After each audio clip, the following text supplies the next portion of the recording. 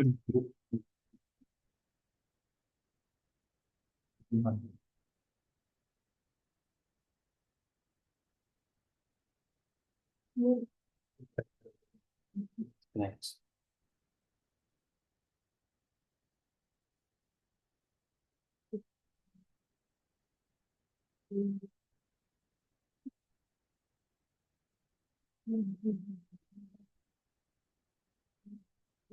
Recording चल रहा है ऐसे ही. ठीक, we'll start. Start with the Mangala Charan, page number 1. ओम अज्ञानतिमिरन्धस्य ज्ञानाञ्जनशलाकया चक्षुरुन्मिलितं येन तस्मै श्रीगुरवे नमः. श्रीचैतन्यमनोभीष्टं स्थापितं येन भूतले स्वयं रूपा कदा मह्यं ददाति स्वपदान्तिकं. वन्देऽहं श्रीगुरु श्रीयुतपदकमलं श्रीगुरून् वैष्णवांश्च श्रीरूपं साग्रजातं सहगण रघुनाथान्वितां तं सजीवं साद्वैतं सावधूतं परिजनसहितं कृष्णचैतन्यदेवं श्रीराधा कृष्णपादान् सहगण ललिता श्रीविशाखान्वितांश्च. हे कृष्ण करुणा सिन्धु दीनबन्धो जगत्पते गोपेश गोपिका कान्त राधा कान्त नमस्तुते. तप्त कांचन गौरांगी राधे वृंदावनेश्वरी वृषभानुसुते देवी प्रणमामि हरिप्रिये. वाञ्छाकल्पतरुभ्यश्च कृपा सिन्धुभ्य एव च पतितानां पावनेभ्यो वैष्णवेभ्यो नमो नमः. जय चैतन्य प्रभु नित्यानंद श्री अद्वैत गदाधर शिवासादि गौर भक्तवृंद. हरे Krishna Krishna Krishna Hare Hare Hare Ram Ram Ram Hare Hare. So welcome all, this Isopanishad series. So today we'll be seeing the mantra number 5. We've already covered 4. So we'll just have a recap of what all we have seen till now. Anyone would like to add what all was discussed? Yeah. So we started with the invocation mantra, right. Which is Can you spell the meaning? That's it.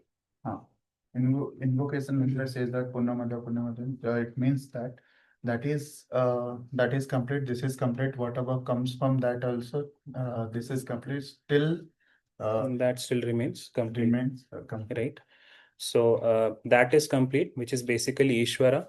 Then the Ansh that comes out, that is complete. When the Ansh comes out, that which is Ishvara is still complete. Right. So coming to mantra 1, we saw that Ishvara is the owner of everything and anything that we see. And we all have some quota assigned to us, right? Which we stick to. And we should work in that way. So mantra 2 and 3 basically specifies what will happen if we follow that and what will happen if we don't follow. So anyone remembers second and third mantra, what was specified? If we don't follow the things, we will fall into the lower planets, right? And if you follow the law of karma, basically won't bind us, right? And that way we can aspire to live for hundreds of years. Again, coming to the mantra 4, which says that the Lord is swifter than the mind. Even the powerful demigods cannot approach him.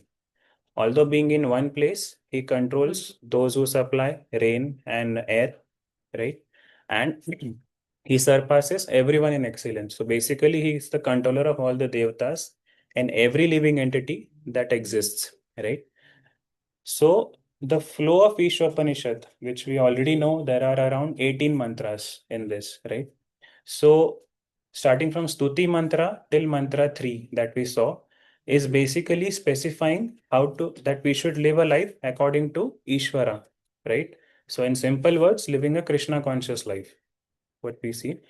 Again, so in order to do that, initially we should understand who Ishvara is exactly, right? Only then we'll be able to follow how to do that.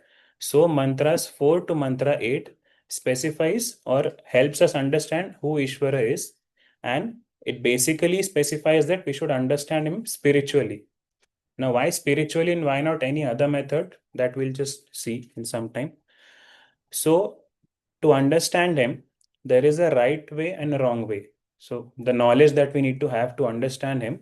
So, mantras 9 to mantra 11 specifies the right and wrong method of understanding. What should we do and what should we not do, right? And once we have knowledge of something, so what do we do next? We try to bring it in practice, right? So, mantras 12 to 14 focus on the right and the wrong upasana in order to please the Lord, right? The right and wrong way of doing bhakti. And once we are in that stage that we have achieved all these things, so finally, mantras 15 to 18 focus on prayers unto the feet of the Lord to give his darshan, or basically Bhagavad Kripa, what we commonly know. So, coming to mantra 5, I think we'll just read it. You can repeat after me. Tadejati tannajati तद्दूरे तद्वन्तिके तदन्तरस्य सर्वस्य तद्यु सर्वस्य बाह्यतः तदेजति तन्नेजति तद्दूरे तद्वन्तिके तदन्तरस्य सर्वस्य तद्यु सर्वस्य बाह्यतः तदेजति तन्नेजति तद्दूरे तद्वन्तिके तदन्तरस्य सर्वस्य तद्यु सर्वस्य बाह्यतः. Any Mataji like to read? तद् तन्नैजति तदेजति तन्नेजति तद्दूरे तद्विवन्तिके तद्दूरे तद्वन्तिके तस्य सर्वस्य तदन्तरस्य सर्वस्य सर्वस्यास्य बाह्यतः तद्यु सर्वस्य बाह्यतः. प्रभु.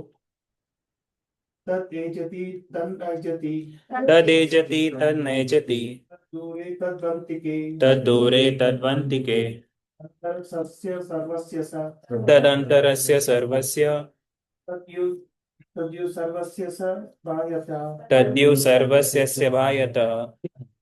So the translation says, the Supreme Lord walks and does not walk. He is far away, but he is very near as well. He is within everything and he is outside of everything. Right?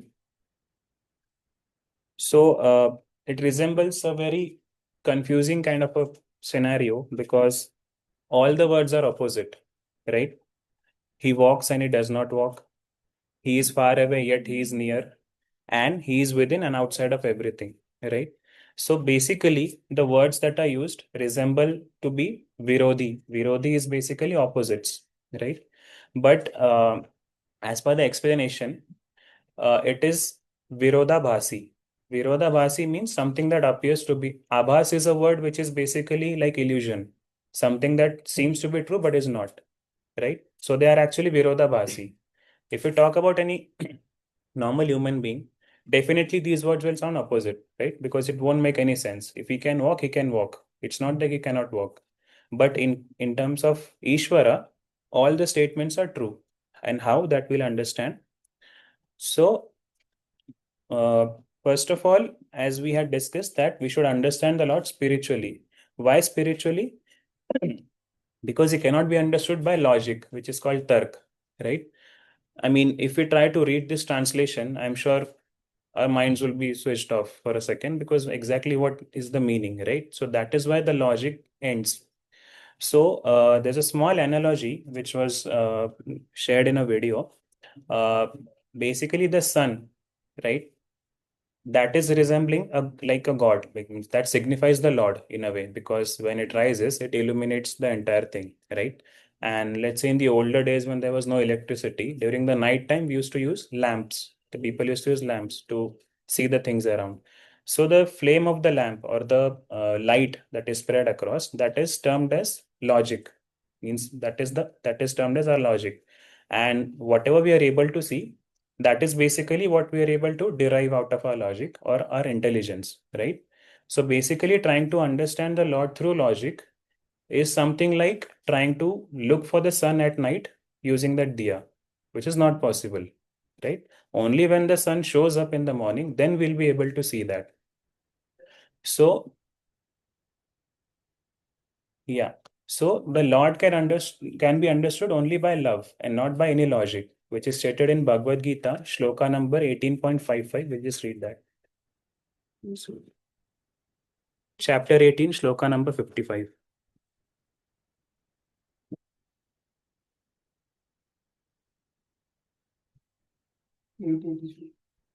882.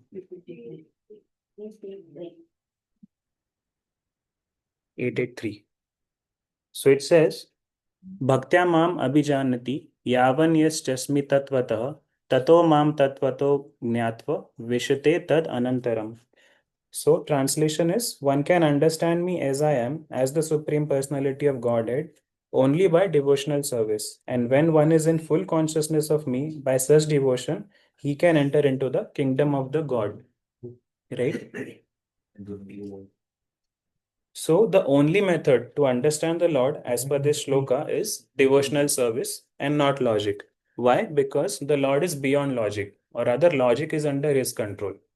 Now, why is it like this? Because of his inconceivable potencies, or which is evident through his leelas. Now, can anyone tell any leela where which the Lord had performed that was not possible by any human effort, which was beyond ourselves? Govardhan. Kaliya Mardhan, Govardhan Leela, exactly. Exactly, showing the universes, right? So basically, lifting of Govardhan Parvat is one thing which we cannot even imagine of. Secondly, there is a episode from Ramayana, the floating of stones on the sea, right? Because in normal scenario, there's a thing called gravity, which applies on all of us. But in that case, it was actually floating, right? Which shows that nothing is impossible for the Lord. He is beyond our conception. So again, third example is Draupadi being saved in Kurusabha. Like when she surrendered, the sari became endless and no one could harm her. Right? So coming back to the shloka. And in dust of feet also one stone became. Exactly. Became Transformation. Right. So to understand the first line that he walks yet he doesn't walk, to explain that, Prabhupada had given a very good example. So when we see the sun, right, and whenever we are traveling, we see that sun is accompanying us, right? And that is true for everyone and anyone. Like if I am somewhere, it won't be for someone else. So, but actuality, is he actually traveling? Is the sun actually traveling with us? The answer is no, right? It's at one place. So basically, that analogy helps us understand that how he walks and yet he doesn't walk, right? Also, when Lord Krishna, when he was in the material world, he was like a normal, matlab, he was interacting with everyone like a normal human being. But apart from that, when Arjun saw his Virat Roop, right, which was basically infinite, he could see anything and everything in that. All the devtas, all the warriors, everything, which is basically everything was resting inside him. So if everything is within him, there's no need for him to walk in a way because he is infinite, right? So that is something that helps us helps understand how we can walk and how we cannot walk at the same time, right?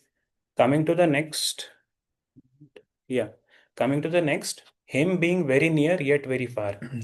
So, what is that one thing or one instance when we can say that Lord is very near to us? In which way is the Lord very near to us?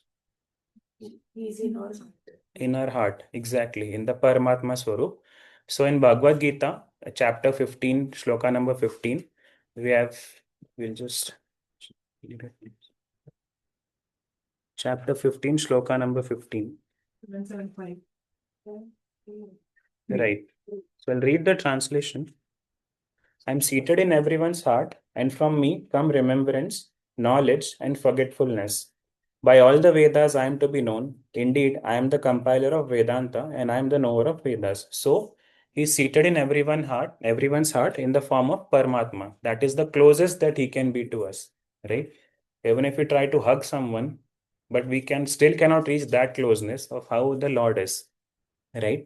Then coming to the point where he's far. So, Shloka 15.6 of Bhagavad Gita states that न तद् भाषयते सूर्यो न शशांको न पावकः यद् गत्वा न निवर्तन्ते तद्धाम paramam mama. That supreme abode of mine is not illuminated by the sun or moon, nor by fire or electricity. Those who reach it never return to this material world. So through this we understand that he also has an abode of his, which is basically Golok Vrindavan, right? And he recites that there eternally, right? Another shloka from Brahma Samhita says, Panthastu koti satavatsara sampragamyo vayorathapi manaso muni pungavanam sopi asti yat prapada avichintaya tatve govindamadi purusham tamaham bhajami. Translation is, I worship Govinda, the primeval Lord. Only the tip of the toe of whose lotus feet is approached by the yogis who aspire after the transcendental and betake themselves to pranayam by drilling the respiration, or by the jnanis who try to find out the non-differentiated Brahman by the process of elimination of the mundane, extending over thousands of millions of years. So basically, the crux of this is even after thousands of millions of years, the yogis and the jnanis, with the sadhana they do to reach the Lord, they are still able to reach only the tip of the toe of his lotus feet, right? So that is actually the distance of how far he is. And in the last shloka, last week, what we saw is he's swifter than the mind. If you have to manifest, within a second, he can manifest anywhere, right? So there is one more form of the Lord which is generally very close to us. Can anyone tell which one it is? There is one Paramatma which is near. Apart from that, there is one more. So it is, sorry, Consciousness. no. It's actually Archa Vigraha, basically the deities that we have at our house, right? So Archa Vigraha basically is also a avatar of the Lord, which he has taken only because of our desire to serve him, right? Because we keep the deities at home, we worship them daily, right? We also have seen many people who do daily seva, like the whole day, even in temples. There's a waking up time, there's the timing for offering bhogas, the everyday dresses, the lords that is changed. So these are all different sevas that we give to him. So that is basically the Lord has taken up that form only because of our desire to serve him, right? Now, there are many religious faiths that generally object to this form of worship. They basically have a claim that the Lord is so infinite that he cannot be confined to that form or something like this, right? So, what can be an appropriate answer to that? So we all know that Lord has shown his Virat Roop, right? Which is basically, we cannot imagine that big it is. And at the same time, he also resides as Paramatma, which is what, 1 by 10,000, the tip of the hair, what we have already seen, right? So if he can manifest himself to the infinite and at the same time being very negligible, so he can also take that form of a deity, right? So if we say that he cannot be manifested in that form, in a way we are limiting him by saying that, because he is inconceivable, he can take any form in any form. So how to come closer, right? Because by normal process we saw that it takes thousands of millions of years. So only way to come closer to the Lord is to surrender towards him. In Gita 4.11, chapter 4, shloka number 11,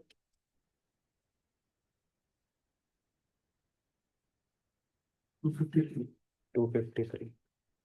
Can you read, Prabhu? As all surrender unto me, I reward them accordingly. Everyone follow my path in all respect, O son of path. Right. So basically, depending on the level of our surrender, the Lord reveals himself or he rewards us accordingly, right?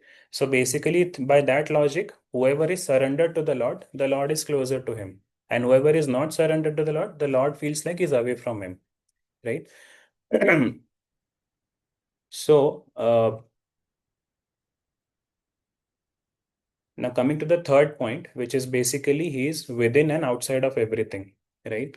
So for being within, So we all know that whichever avatar the Lord has taken, first of all, we have established that he has a Golok Dham of his own, or Vaikunth Dham, what we call normally.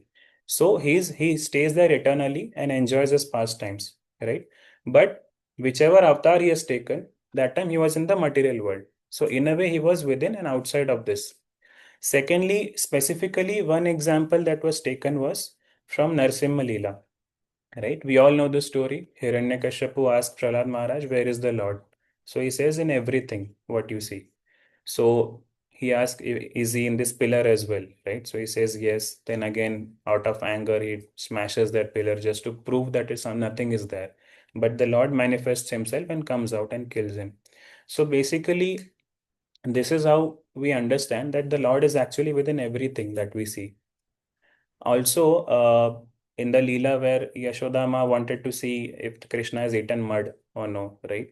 That time, where actually that Leela happened?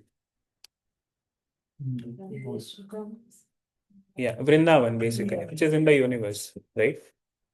So,